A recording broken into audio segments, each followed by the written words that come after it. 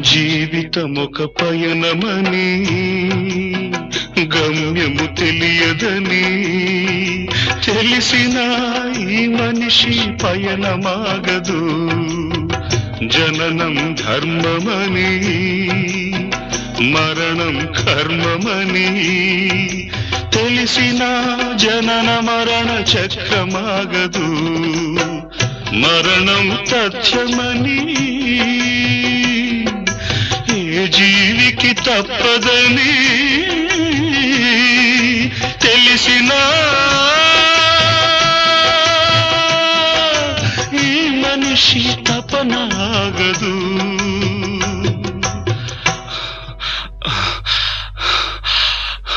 ఈ బ్రతుకు తపనాగదు. ఆగదు ఏ నిమిషము నీ కోసము.